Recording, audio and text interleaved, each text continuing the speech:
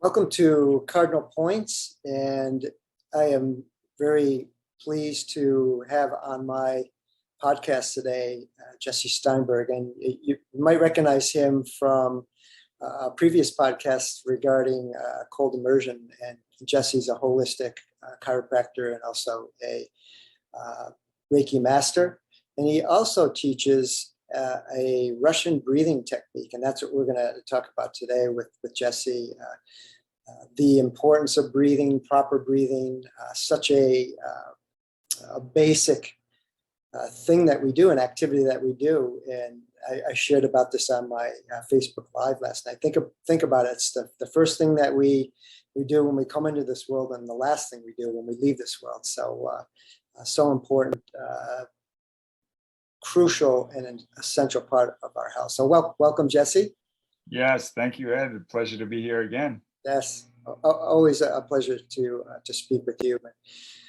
So tell me how you got involved in this Russian breathing technique. Yeah, thanks for asking. So I had suffered from asthma, or I'd suffered with asthma for all of my childhood. So a good 20 years of the inhalers and the increasingly strong inhalers and the wheezing, early as I could remember. And it was actually getting worse. And that was scary, to be in my 20s and have my breathing kind of degrading. And I had heard about this Russian breathing system, which, although it works with, like 150 different medical conditions, it really became branded as a natural asthma cure.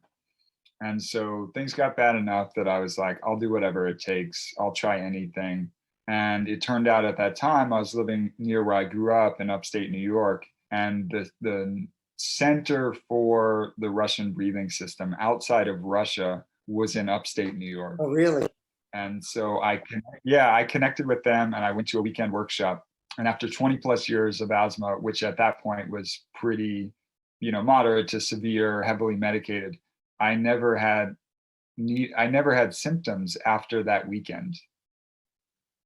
And they were basically teaching a simple premise, which was that asthma is a protective response of the body to constrict the airways to maintain homeostasis in the respiration and cell respiration. So the lung respiration and cell respiration are synced up.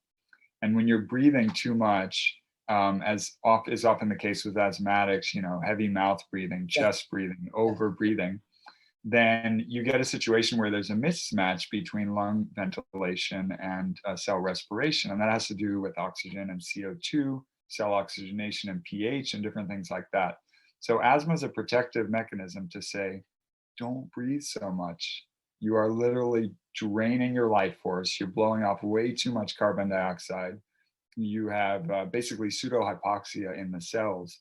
And so that asthmatic symptom actually protects a person. And asthmatics traditionally had long, healthy lives, with the exception of their symptom. So in the case of asthma, when you treat asthma and you kind of cement open the airways, you disrupt the protective mechanism. And that's what leads it to be degenerative, is the medical intervention. But anyway, I connected with the Russian breathing people, and they were like, hey, we need your help. It was this little clinic. We need your help. We need you to answer the phones. Are you available? And I was like, I am. So I started working for the Russian school, and the school is called Buteyko. And Buteyko was a medical doctor from Ukraine, actually, and worked in Russia, in Moscow, and in Siberia. Really, really brilliant medical doctor, brilliant scientist, physiologist. And he took it upon himself to study human respiration for 50 years. Okay. His first patient was himself, and it actually worked with his high blood pressure. And at that time, he was in medical school. He was in an asthmatic ward, and it started working with all the asthmatics. And basically, the fundamental idea is that in many cases, diseases of modern civilization, high blood pressure, asthma, and many other things, come along with it overbreathing. Overbreathing from what? Overbreathing from toxicity, overbreathing from stress, overbreathing from distortions of the body, mind, right? So he basically discovered that if you breathe less, that many conditions will resolve. And over the course of 50 years, he was able to systematize this into a chart. It has 14 levels or so. There's healthy in the middle. There's stages of disease progression down below. And there's stages of super health and super resilience. Think like yogis and kind of really high level human potential. And he was basically able to systematize human respiration. So every person could be measured against this chart. And, most modern people are somewhere in the disease zone. Very few people, without knowing the system, are actually healthy. And even fewer are actually expressing super levels of health and resilience. So, and through studying respiration for 50 years, Buteyko was able to, the basic premise of breathe less, breathe softer, breathe, basically to reduce. And the point there is that you reduce the minute ventilation, you normalize CO2 levels in the alveoli, and therefore you not only normalize the metabolics of the cell and the whole body, but you also signal to the respiratory center in the brainstem and the global nervous system, you're safe, you're healthy, and it keeps a really healthy, fine-tuned stress response and metabolics. Is that chart you're talking about based on the number of breaths per minute? That chart is based on a simple measurement, which would be the ability to comfortably hold your breath after a normal exhale. And so he found that, you could hook someone up to some lab equipment and you could tell their end tidal CO2, which is what he felt was like fundamentally the biochemical variable that determined respiration. And many physiologists would agree with that. Now, how could you measure that outside of a lab? It just so happens that if you, after a normal exhalation, you hold your breath until the, a gentle desire to breathe, not like, Yeah. That shows the kind of reserve capacity of the physiology. It shows the CO2 levels in the alveoli. And it was based on CO2 levels in the alveoli that he created this chart. So it was like breath holding time corresponds to CO2 levels in the alveoli. And that roughly corresponds to respiratory frequency and other things like that.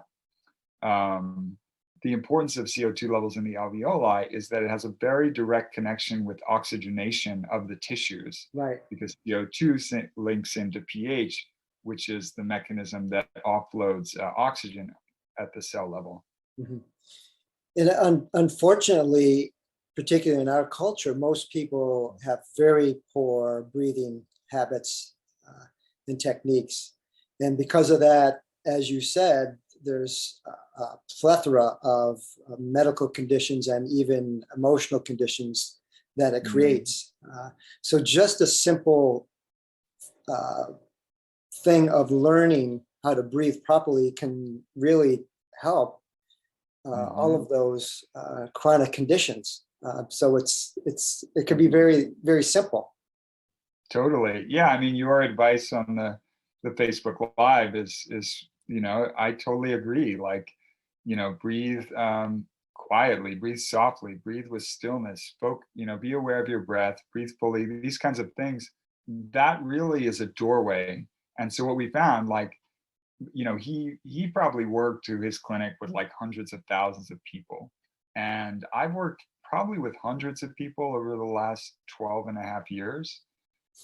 And that simple advice that you gave on the Facebook Live is kind of the beginning of a journey if you want to take it. Mm-hmm. So that can either be just some basic invitation to better health and just some good guidance on breathing. But if you make that your mantra, then I'm going to systematically each day soften and bring my breath to greater stillness and, only breathe through my nose. And you keep advancing that principle every day, then it's actually a doorway to a physical, emotional, mental, spiritual process that is evolutionary. And certainly on the health front, absolutely. And so we actually train people to with measurement and with exercises to systematically retrain their breathing system. Wow. So that fundamentally they have a different pattern over time and a healthier pattern over time. Mm-hmm. So for those who didn't get to see my Facebook Live, there's three simple steps I talked about to improve your breathing. And one was breathing in and out through your nose, and we can talk about why that's beneficial. Breathing slower, as Jesse said, and also breathing deeper. So those three simple steps to improve your breathing. Why is it important to breathe in and out through the nose? I've had people ask me that question. Yeah, the nose is for breathing and the mouth is for everything else. Right, right. Eating, speaking, laughing, smiling, all those things. But it's not for breathing. The nose is for breathing. It's made for breathing. It warms, moistens, and filters the air. It slows the flow of the air a bit. And it's how our physiology is designed, is to breathe through the nose. The mouth breathing is a auxiliary system when you're like running from a lion, or you're in really intense, physical activity. But under most conditions, nose breathing is how our physiology is designed. So it warms, moistens, and filters the air. And the other piece of it too is, because obviously the tubes, so to speak, of the nose are smaller than the mouth, and that kind of slows down airflow. Your advice, so you said nose, slowing down the breath, breathing fully. What that's doing is that the gas exchange on the level of the lung surface of the alveoli happens through a process of diffusion. And if you imagine kind of water running down, dry soil, like it can just, if the flow is too fast, it won't go into the soil. So this process of diffusion at microcirculation level on the alveolar lung surface is a diffusion process, which if you're breathing too rapidly, it won't happen. If there's too much wind, so to speak, through those tissues, Right. You will not have proper gas exchange. Mm-hmm. So what you're doing, to my understanding on a physiological level, is inviting people into better breathing habits that will create better gas exchange on the level of the alveoli and the capillary circulation there, which therefore is going to improve their fundamental metabolics and oxygenation. Mm-hmm. Yeah, I just heard this on a YouTube video I was watching from James Nestor, and he talked about this research that he had read about longevity and the connection to the efficiency of the lungs. So the more efficient the lungs are, they found that people live longer, which makes sense. If your lungs are more efficient, you're getting more oxygen. Your tissues are going to be healthier. Your organs, you're going to be more in balance, more homeostasis, like you said. So it makes sense that you're going to live longer, and you're going to be happier too. Totally. Yeah. Totally. Yeah. Yep. Totally. So I know you teach this breathing technique. Do you teach it to anyone who wants to learn, or is it specific people? Yeah, anyone who wants to learn. We engage people. People might access it through a book, or they might access it through some videos or different ways. If they want like a one-on-one training program, then that's often what I've done in the last decade plus, is to work with people all over the world via Zoom. I've tended not to do in-person work because I was in California, now I'm in Rhode Island. But yeah, work with people all over the world, and increasingly with more and more varied conditions. It used to be very much asthma. I'd work with kids. I'd work with people, older folks, people of all ages. But now people come with such a diverse set of health challenges. And if I could kind of offer what I've observed over the past, 12 and a half years, it would just be that, breathing is a fundamental feedback system. It's both it's both a symptom and a cause of the condition of the person, of our civilization. Like more and more, Buteyko saw it as these were diseases of modern civilization due to modern breathing. Right. And there was you could kind of foresee the decline of human health and really the decline of cognition in humanity because when you overbreathe, you activate different, more primitive brain centers. And you might do that in a subtle way. So you're just a little more reliant on primitive brain centers rather than, prefrontal cortex. But as you normalize your breathing, there's a lot more forward activation of the higher centers of the brain. And so this did have to do with awakening and cognition and health and all these things.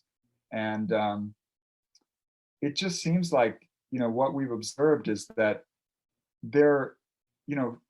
diet and exercise, always a great place to start. Yep. Very, very important. Absolutely. But there seem to be, just a small handful of things that are just as fundamental, if not more so. Like the way we breathe can more rapidly and deeply affect our metabolics, our oxygenation, our prana, and how we circulate life force through our system.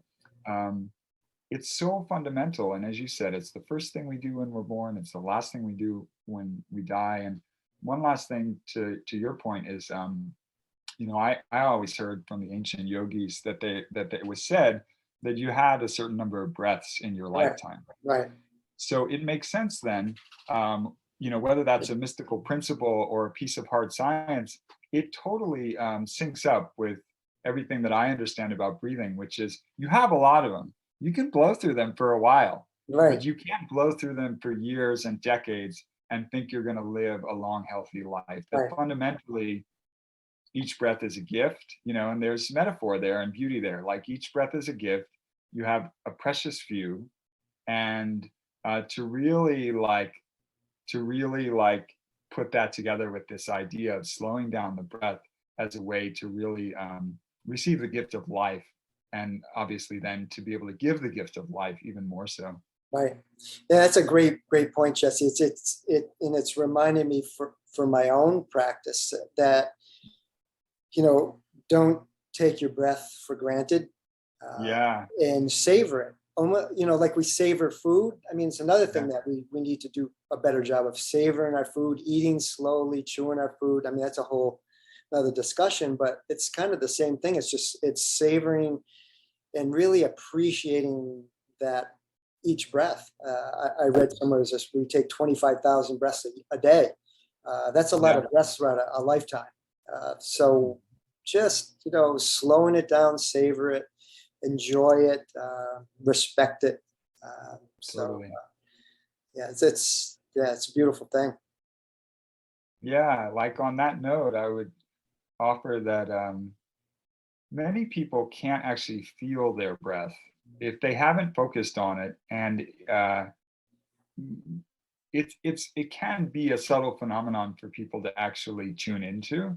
Right. So the first thing to do would be to focus on breath awareness, the basic capacity to actually observe the sensation and movement and feeling of breath. And once you can do that, then you can savor it. So that's kind of like a stage 2, then once you can feel it, then you can savor it. And stage 3 would be once you can feel it and savor it, then appreciate it so much that you only need a little bit. Right. That's a great point, and I like what you said. The awareness is always the first step. So just bringing more awareness to that breathing, and I shared the story as I shared with you when we discussed cold immersion, when I was initially taking my first cold plunges, that stress response and that shallow, deep breath but bringing my awareness to the breathing and relaxing and calming myself down. And in that process, my heart rate slowed down. I was more relaxed. I wasn't in that stress response anymore. But that forced me to do it. But we can do that without having to go through a cold immersion, just in our everyday life by just sitting still once in a while and just bringing your awareness more to the breathing, and then it becomes more of a natural part of your natural habit, natural pattern in your life. But it's great point, Jesse. Thanks for bringing that up. Totally. Yeah. Yeah, of course. Yeah. You mentioned exercise, and I've been an endurance athlete most of my Yes. life. And should I be breathing in and out through my nose when I run also, if I can, or is there a way to breathe through both your nose and your mouth at the same time, or should I be breathing through my mouth? What's the best? Yeah, what's the best? So, Buteyko was all about like dogmatic, like thou shalt never breathe through the mouth, and then, for me, living at the time that I do, I observe Wim Hof, and he's, really helping people, and he's coaching them into this very intense mouth breathing practice and different types of pranayamas that mirrors. And so, I had to kind of question the dogma a little bit, but we can say this.